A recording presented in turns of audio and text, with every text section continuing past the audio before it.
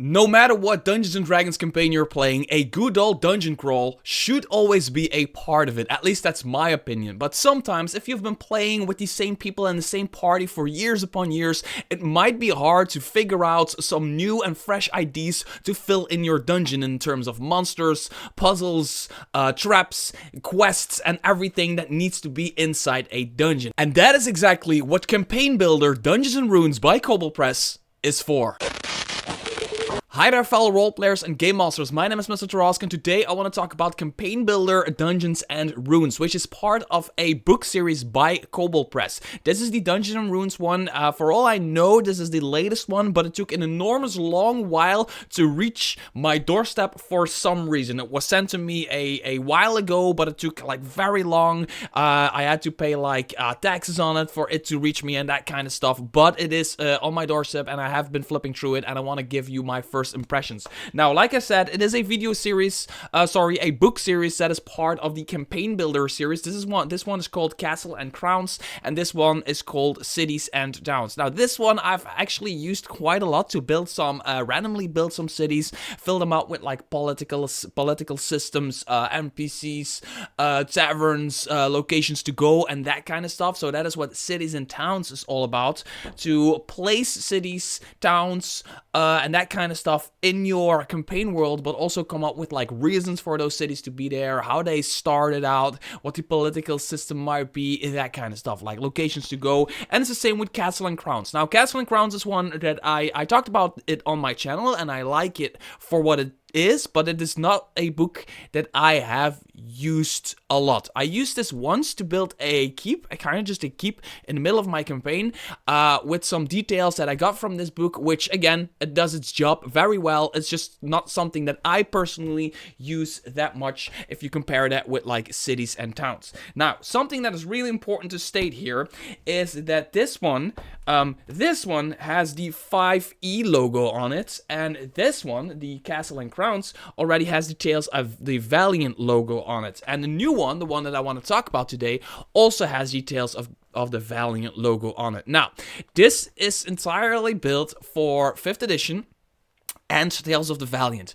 but a lot of things in here, a lot of like player options and spells and talents and backgrounds and lineages and heritages, that kind of stuff. A lot of that is built around Tales of the Valiant, which is a 5th edition backwards compatible RPG from Kobold Press. It's right there, Tales of the Valiant, right? That's the monster book for Tales of the Valiant. So if you're playing 5th edition Dungeons and Dragons, this book is perfectly fine to use, but some stuff is kind of written for Tales of the Valiant, so you might have to like translate that to your game or just jump over to like the main Tales of the Valiant rules or something like that. So let's first talk about what the book actually is. Now, it's a book, when I started reading the back of it, I instinctively started comparing it to other books, but I wrongly did so because I started wrongly comparing it to the wrong books. I started comparing it to books like Treacherous Traps, for example, or Wally DM's Journal of Puzzle Encounters. This is, by the way, the new Wally DM's Journal of Puzzle Encounters. It's the second one. It's just been released, and it's cool, and there's a link in the description below if you want to pick this up. Now, this is all about puzzles, and this is like 100 pages thick puzzle book. All about puzzles, and some trappy puzzles, and some thinky puzzles, and some tinkering puzzles, and all kinds of puzzles. This is a book full of traps. All kinds of different traps. And the reason why I started kind of comparing it to these kinds of books is because from the back, and when you flip through this book, there is this entire section about traps. How to build traps, how to overcome traps, how to... there is like a bunch of like pre-made traps, and it's the same with puzzles, and it's the same with like, these puzzles and riddles. This book has all of that kind of stuff, but it doesn't go as deeply into that kind of stuff as a book dedicated to that kind of stuff. So if you're just looking for traps, Treacherous Traps is an insane book. If you're just looking for puzzles and that kind of stuff, holding the journal upside down is always an option for you to do at your table. But if you want to fill in your campaign dungeon with all kinds of new stuff, and have a bunch of player options, and have a bunch of new spells, and all kinds of stuff, inspiration for your dungeons, then this is the one. So I just want to do 2 things basically in this video. I just want to quickly read from the back and tell you what you get for your money, and then we will just take a quick look at the PDF to show you 1 or 2 things that I like about it, that I saw that I already like about how they designed it, because it is not a review. This is not a review. This is just a first impressions video. So yeah. So what do you get for your money? If you buy the physical edition, this one, you will be set back $49.99. So $50 for this book, which is again a Kobold Press book. So it is a high quality book full of amazing arts, amazing tables, amazing content for you to use. It is high quality paper, high quality book, high quality binding. Everything about it is high quality. So that is just something that I always have to say when I hold this in my hand. The only downside is that Kobold Press books do not smell, do not have that new book smell to them. I don't know why, but a lot of companies, like especially like from the Italian companies, I forgot the name. What's it again? They have like this new book smell. Like you open up the book, it's like stepping into a brand new car, kind of. Especially Volkswagen has that. So Kobold Press doesn't have that. It just doesn't. I don't know why I'm keep talking about. So, Brave the Darkness, your ultimate guide to dungeon design. Challenge your players with journeys into subterranean halls and long lost cities with campaign builder, dungeon, and rules. The ultimate dungeoneering tool. So, what you will find within its pages. Fill your dungeons with 15 sample curses, 17 hazards, and 12 all-new traps. Or concoct your own with a step-by-step guide to mayhem. That's completely true. So there is guides in here for building your own curses, building your own traps, building your own puzzles, I think even. And it is just really well done. By the way, the lead designer of this book is Celeste Konowich, who, when their name is on a book, it is almost always like a super high quality product. So new player options, including 6 new subclasses, 5 new heritages, 11 new talents, more than 40 magic items, and more than 15 new spells for your team of dungeon delvers. Again, completely true. I did not expect there to be player options in here, but there's actually player options in here that are really written around dungeoneering. There's a cartographer in here, there is an archaeologist in here, that kind of stuff. Player option kind of stuff is in here. I especially like the wizard option, but we'll be taking a look at that in a bit. Develop advanced exploration and skill challenges. Yes, the challenges system, there's some really cool stuff in here for a there's one example challenge in here that I find really well found. It kind of skips what else could be like an entire session of role-playing and puts that entirely into a skill challenge. Really cool. Keep your dungeon's secrets close with a downloadable dungeon tracker sheet. Oh, I didn't even know that. Great. Compatible with Tales of the Valiant role-playing game and 5th edition Dungeons and Dragons. So that is what you get for $50 or 70 Canadian dollars. Now, something that's worth stating is that these kinds of books are toolboxes. Toolboxes you mostly use before you play your game. So these are not the kind of books, especially like for me, these are not the kind of books that you pick up during a game. If you are during a game without a trap or without a puzzle or without whatever else other thing, there are options in here to take the book out of your shelf and use that stuff. But overall, 90% of the usage of these books are toolboxes. You strip it for parts and use it for your own car or whatever the comment was on one of my latest videos by a very smart person. So you strip it for parts. Basically, you take out what you need for your dungeon, and then you play said dungeon for your players, and that is what makes these books really cool, these toolboxes books. Now, there's other books like the trap book that I, for example, talked about, Treacherous Traps, really quickly.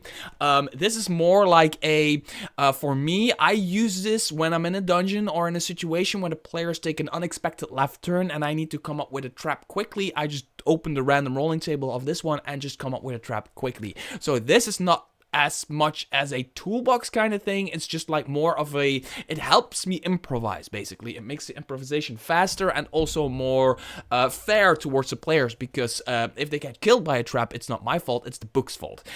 Dungeons and Runes is more of a preparation tool, which I absolutely like. So let's take a look at the PDF. And this is it, Campaign Builder, Dungeons and Runes, with its great artwork. As you can see, there's 3 adventurers ready to go into a dungeon, and they're still like finding out who's going to go first, I guess. Wolverine is right here, well, female Wolverine is right here, and then there's these 2 guys who are both like, no, not going in there. And there's this dragon hat here. Yeah, just to make it a little bit cooler. Cool artwork, cool art cover. Let's take a quick look at the table of contents, just to give you a vague idea and some of my general thoughts about, look at this right here, this just skeleton just pierced by this pike, and this guy just almost falling into a pike trap, if not for their friends. Yeah, really cool. So, just give you some general thoughts on, like, the index and what's in here, because there is a lot in here, and this is a first impressions video, not a review video. And then I want to show you 2-3 things that I found already by flipping through it and reading parts of this book that I just really like, right? So, as you can see, there's dungeoneering heroes. There's a lot of, like, subclasses for the barbarian, the bard, the mechanist, the monk, the ranger, and the wizard. There's new heritages, there's new backgrounds, there's new talents. Now, if you're watching this from a 5th edition perspective, these player options are almost all, they're just created for Tales of the Valiant. You can use them for 5th edition if your game master is like, a little bit like, they know how to adapt kind of some things, and they just like have to like give you a thing that you would get for Tales of the Valiant on level 3. They give you that on level 2, that kind of stuff. But otherwise, it's built for Tales of the Valiant. Now, which is cool because there are heritages in here, and I really like the heritage and lineage system. If you are a 5th edition player, in Tales of the Valiant, you do not pick a race, you pick a heritage and a lineage. Your lineage is your blood, basically. You might be lineage orc. I don't know. You're an orc, so it means you're child of 2 orcs. You're an orc, right? Your heritage is how and where and whence you were raised. So you could be raised by orcs, which makes you a stereotypical orc, living in like the mountains or whatever, being all savage and that kind of stuff. Or you could be raised, you could be found by humans, just making it really, really cliche. You're found by humans on a river in a basket, I don't know, and you were raised by a traveling merchant caravan, which gives you that heritage, which gives you powers from being an orc, innate powers, and it gives you powers and features from being raised in a certain way, which teaches you things during your life, right? Which is, I think, is a really cool way to customize your character. There's new talents, which are basically the feats from 5th edition and that kind of stuff, new spells. Then there's entire sections on running and exploration, like how you run. It's basically a game master's guide on how to run dungeon crawls, but also like caves and ruins, and there's hex crawls and how to run a delve and thinking 3-dimensionally, that kind of stuff. Then there is all kinds of stuff on dungeons and runes, how you can flesh those out, and these are all more like inspiration for you to create your own stuff. There's like really, there's rolling tables in here to like, if you want to randomly select some stuff, you can. There's a room teams, room features, mapping dungeons, that kind of stuff. Then there's an entire section about magic and mechanisms, which is like curses, diseases, hazards, traps, which all come with like a way to come up with your own, together with some samples. And these samples, there's a few in here that I really, really want to talk about. So without further ado, I want to talk about the wizard subclass, the Reclaimer.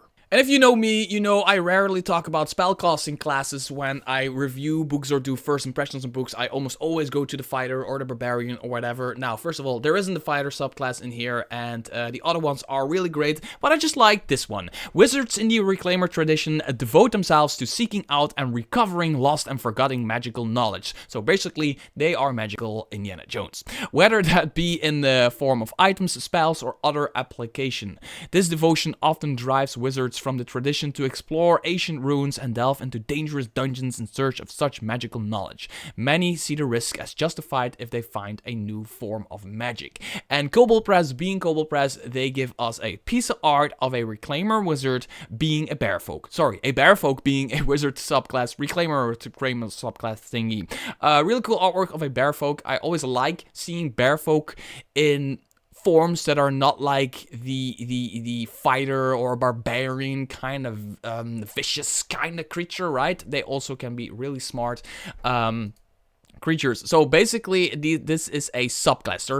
There's no full classes in this book, only subclasses, and not for all classes, all original classes, just for a few classes, like I said earlier in the video.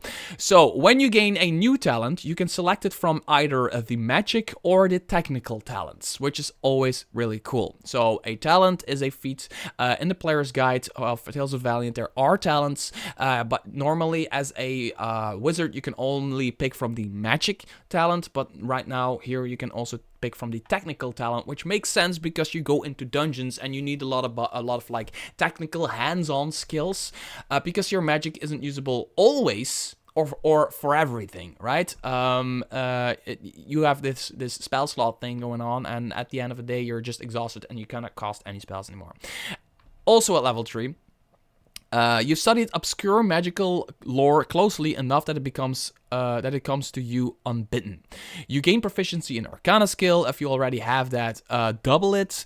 In addition, you learn the Identify ritual, and it doesn't count against your number of ritual spells known. Just makes sense, right? Having Identify as a Reclaimer, and there's nothing like overly powerful about this or anything. I just like the way that Kobold Press gives us a subclass that makes sense particularly for a dungeon crawl, right? Your Magic Sense class feature is sharpened to danger. When you use your Magic Sense feature and sense a magic trap, a magic item, or an area inflicted with a curse, you have advantage on saves against it and on checks to disarm, suppress, or otherwise avoid or circumvent its effects. In addition, the Magic Sense now lasts up to 1 minute when you use it instead of until the end of your next turn. That's all level 3 kind of stuff. So your Magic Sense becomes much more strong, right? Yeah, and then there's other stuff like on level 7, you can use a reaction to ward yourself against a magical effect. You have advantage on saves against that spell or effect for the next 10 minutes, that kind of stuff, right? Let's just take a quick look at the backgrounds. Now, there's so much more to this book than I'm going to be able to show you in this video. There's like items in here, there's monsters in here, there's spells in here, all that stuff, and backgrounds is one of those things, and I just really like these extra little backgrounds being in here. Now, there's nothing really super special about these just make sense, and that is what these kinds of books are all about. It makes sense for one particular team, in this case dungeon crawling. There's an archaeologist in here which has learn one additional language, that kind of stuff, what you get like a backpack, and then you can pick a talent from the following list, which is artifact expertise, dungeoneer, or scrutinous or something like that. There's a cartographer in here, tracker, which is really cool artwork right here. But what I really like about this is that they give a adventuring motivation table right here. So especially for an archaeologist, because they say it right here. While archaeologists and adventurers have much in common, many who choose the former path prefer to work alone, making discoveries at their own pace and for their own purpose.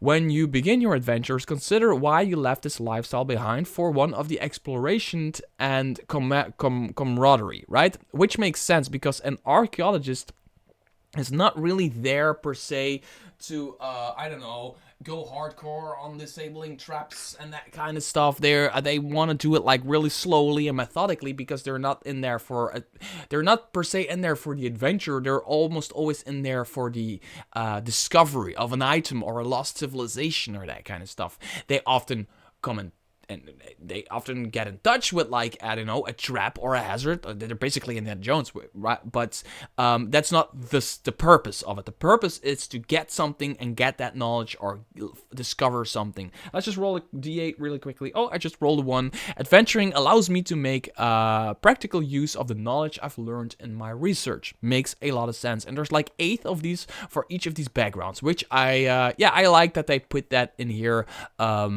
Yeah. Really cool. Now I want to jump to the skill challenges really quickly. I really like skill challenges to resolve things that might otherwise be very tedious to resolve or take a long time, or people might get bored or whatever from like overly long role playing or that kind of stuff. And they talk about like how to create and use your own skill levels, skill challenges, like how difficult you want it to be. Like for example, if it's an average difficulty skill challenge, you need 6 successes before you have, before you have 3 failures. If it's very complex, you need 12 successes before you have 6 failures. So it takes a lot of stuff to get done, right? They talk about like how you can do it, the difficulty, the suggested difficulty classes, and then they come up with some samples.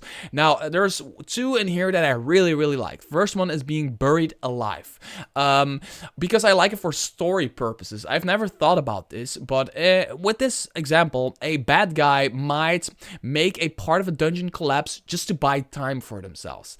And you need, for this one, you need, how many do you need? So it's a skill challenge, and you need an X amount of, here it is, 10 successes before you have 5 failures. It's easy, so it's only DC 10 for everything you do, and the core proficiencies are acrobatics, athletics, construction tools, and survival. So the players can make all kinds of decisions and then roll a check to see if they get out of the rumble. Now, they will get out of the rumble. You don't want to keep them in there and kill them from lack of oxygen or anything. You just want to see if they take a long time or they get out of there pretty damn quickly. Now, if the players come up with good stuff, you can, of course, lower the difficulty, or if they make stupid decisions, you can heighten the difficulty, that kind of stuff. Acrobatics for squeezing through tight places, athletics for moving obstructions, maybe there's an obstruction on a player, construction tools, reinforced damage ceilings, you put it like a pillar in under like a ceiling just to buy you enough time to get like through a little tiny corridor, that kind of stuff. Survival, plot a safe course, avoid hostile wildlife. Now, the storytelling stuff here is really cool. On a success, the party finds and exits the reaches and surface without incurring serious harm or loss. But on a failure, the party finds a different exit to the surface, but incurs a heavy cost. Perhaps their escape takes a long time, allowing the villain who caused the initial collapse to escape or cause great harm to other creatures or vulnerable structures on the surface. Just like, to come up with something cliche, there is this villain who wants to destroy a town, and they're just like about to destroy a town when the players walk in to their dungeon, and they're like, no, you're not going over to that town to destroy it. This villain might make the ceiling collapse, trapping the player characters, and the villain goes off to try to destroy that town. If the players succeed on the skill challenge, they will catch up with that villain on time to stop them at like the town. But if they don't, the town is destroyed when the player characters get to that town, and they might still be able to destroy or kill that villain, but also it costs like heavy casualties around the town. Just a cliche D&D kind of thing, but it's really cool having Buried Alive as a storytelling thing that I will absolutely use in my game. Because I am running a dungeon crawl. I'm running my players through the Scarlet Citadel, which is a Kobold Press dungeon. And I just, every now and then, I need stuff like this to just keep it fresh. So that's awesome. Now, another one that I want to talk about is Courtly Affair. Now, if you know Kobold Press, they really like this courtly kind of stuff. I seldomly use this kind of stuff, but I really like it as a skill challenge. There is this dozens of well-dressed individuals spin gracefully on the dance floor as the sounds of music, conversation, and laughter fill the air, hidden by masks of civility. Curious eyes are already measuring you, carefully noting your appearance and behavior. So this is like when the players need to go into a ball from like high society ball kind of thing and figure something out for the plot, right? You can have this entire session of role playing and talking to different NPCs and coming with different things, which can be fun in itself. But also you could use it as a skill challenge. So you can have history, insight, performance, persuasion, or even stealth as key features in order for players to just like roll a bunch of skill checks, and then you as a game master weave a story through those skill checks. If they make the skill checks on time, you weave the story in their favor. If they don't make it, you weave the story in their disfavor, or even lock them up in the jail, or whatever story you want to add to that, which I think is a really, really smart way of having like this montage moment, movie moment, instead of this overly long research kind of role-playing stuff that just not all players are into. And then there's diseases, there's curses, and there are traps. Traps, I really like traps. I like using traps. I almost never, even unless it's on accident, I never kill my players with traps, but I always damage or slow down my players with traps. I like this artwork of this guy just hanging, and there's these bells, so I don't know, an owlbear or something like that might show up and kill them, who turns out to be a wizard who installed this alarm system. So yeah, there's this section on designing traps. It's a bit short. It's enough to create your own traps to make it interesting. But if you want a dedicated trap book, there's just other books, and there's just a few really cool, fun traps in here as well. So for you to use, for you to gain inspiration from. So that is basically what this book is all about. It's all about designing your own stuff, and then coming up with, designing your own stuff, and then having a few examples of what you could get if you design your own stuff in Dungeons and Runes. And that's it for Campaign Builder, Dungeons and Runes, which is a part of a book series that's called Campaign Builder. We have Cities and Towns, Castle and Crowns, and Dungeons and Runes. Great books, absolutely great book series to have. I think having all of these on your shelf really gives you a lot of options to fill your campaign worlds with specific things. You always know where to find the right type of information for when you are building your campaign or need some last minute stuff to add into your campaign. I think Kobold Press did another amazing job. Now, this was not a review because there's just too much to talk about. I barely scratched the surface of this, I don't know how many pages, 240 plus 250 pages thick book full of game master and player content for your game. Yeah. If you want to know something super specific about this book, put it in the comments below, hit the thumbs up. I will try to answer most questions, and until next video, bye-bye.